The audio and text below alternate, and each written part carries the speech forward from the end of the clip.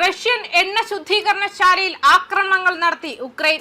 ഉപരോധിക്കപ്പെട്ട Hormuz കടലിടുക്കിൽ ശ്രദ്ധ കേന്ദ്രീകരിക്കുന്ന സമയത്ത് ഉക്രൈനിയൻ ഡ്രോണുകൾ ഒരു പ്രധാന റഷ്യൻ എണ്ണ ശുദ്ധീകരണശാലയിൽ 3 ആക്രമണങ്ങൾ നടത്തി. കരിങ്കടൽ തുറമുഖമായ ടുവാപ്സിന് മുകളിൽ കനത്ത കറുത്ത പുക ഉയർന്നു. ഏപ്രിൽ 28-ലെ ഭീകരാക്രമണം മൂലമുണ്ടായ നാശനഷ്ടങ്ങൾ നിയന്ത്രിക്കാൻ അഗ്നിശമന സേനാംഗങ്ങൾ പാടുപെടുകയും ചെയ്തു. ഏപ്രിൽ 16-നും ഏപ്രിൽ 20-നും നടന്ന 2 ആക്രമണങ്ങൾ ഇതിനകം 24 എണ്ണ സംഭരണ ടാങ്കറുകൾ നശിപ്പിക്കുകയും മറ്റ് 4 എണ്ണത്തിന് കേടുപാടുകൾ സംഭവിക്കുകയും ചെയ്തു.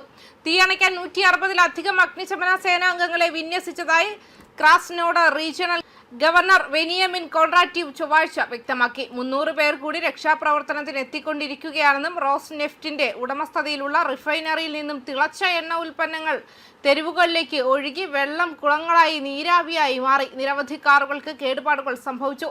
തുറമുഖ നഗരത്തിൽ ആസിഡ് മഴ പെയ്തായി റിപ്പോർട്ട് ചെയ്യപ്പെട്ടു. ഇത് ബെൻസീൻ, സൈരീൻ, സൂഡ് എന്നിവയുടെ അന്തരീക്ഷ വായനകൾ സർപ്പിളമായി അയച്ചു.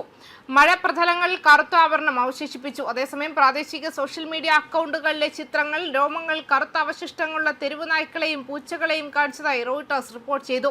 ചത്ത മത്സ്യങ്ങളും പക്ഷികളും ബീച്ചുകളിൽ കിടന്നു. അനുവദനീയമായ അളവിന്റെ 2-3 ഇരട്ടി ദോഷകരമായ വിഷ ഉദ്വമനം ഉണ്ടാകുമെന്ന മുന്നറിയിപ്പിനെ തുടർന്ന് താമസക്കാരെ ഒഴിപ്പിച്ചു.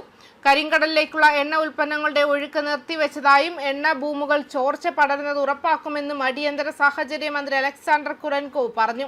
നാസയുടെ വേൾഡ് വ്യൂ ഉപഗ്രഹ ഡേറ്റ പ്രകാരം തീയിൽ നിന്നുള്ള കറുത്ത പുക 100 കണക്കിന് മൈലുകൾ വരെ വ്യാപിച്ചു.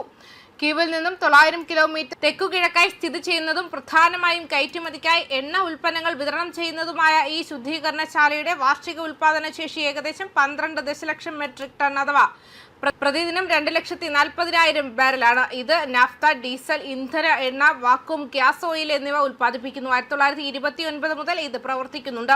ഇപ്പോൾ റഷ്യയുടെ മൊത്തം ഇന്ധന കയറ്റുമതി ശേഷിയുടെ ഏകദേശം 12%.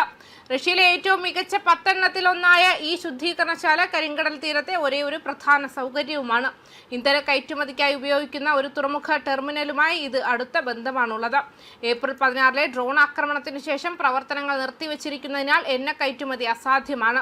സിവിലിയൻ അടിസ്ഥാന സൗകര്യങ്ങൾ ലക്ഷ്യമിട്ടുള്ള ആക്രമണങ്ങൾ വർദ്ധിച്ചതായി റഷ്യൻ പ്രസിഡന്റ് വ്ളാഡിമിർ പുടിൻ സമ്മതിച്ചു. അതേസമയം ടുവാപ്സ് ആക്രമണങ്ങൾ കടലിലെ എണ്ണ ചോർച്ചയെ പരാമർശിച്ച് ഗുരുതരമായ പാരിസ്ഥിതിക പ്രത്യാഘാതങ്ങൾക്ക് കാരണമാകുമെന്ന് കൂട്ടിച്ചേർത്തു. വാസ്തവത്തിൽ ടുവാപ്സെ ആദ്യമായി ആക്രമിക്കപ്പെടുന്നതിന് വെറും 3 ദിവസം മുൻപ് റഷ്യയുടെ ക്രൂഡ് ഓയിൽ കയറ്റുമതിയുടെ ഏകദേശം 14% കൈകാര്യം ചെയ്യുന്ന ടെർമിനലിന് ഡ്രോൺ ആക്രമണത്തിൽ സാരമായ കേടുപാടുകൾ സംഭവിച്ചതിനെ തുടർന്ന് റഷ്യൻ എണ്ണ ഭീമനായ റോസ്നെഫ്റ്റ് കരിങ്കടൽ തുറമുഖമായ നോവോറോസിസ്കിൽ നിന്നും ശുദ്ധീകരണശാലയിലേക്കുള്ള എണ്ണ വിതരണം വഴിതിരിച്ചു വിട്ടിരുന്നുവെന്നും റോയിട്ടേഴ്സ് റിപ്പോർട്ട് ചെയ്തു. അതിന്റെ 2 പ്രധാന ബെർത്തുകൾക്ക് കേടുപാടുകൾ സംഭവിച്ചതിനാൽ തുറമുഖത്തു നിന്നുള്ള എണ്ണ കയറ്റുമതി നിർത്തിവെച്ചു. കഴിഞ്ഞ ഒരു മാസത്തിനിടെ ബാൾട്ടിക് കടലിലെ റഷ്യയുടെ ഉസ്ലുഗ, പ്രിമോർസ്ക് എണ്ണ കയറ്റുമതി ടെർമിനലുകളിലും ഡ്രോൺ ആക്രമണം നടത്തി. ഇത് എണ്ണ കയറ്റുമതി വരുമാനത്തിന്റെ 40% തടഞ്ഞു. ന്യൂസ് ഡെസ്ക് കർമ്മ ന്യൂസ്.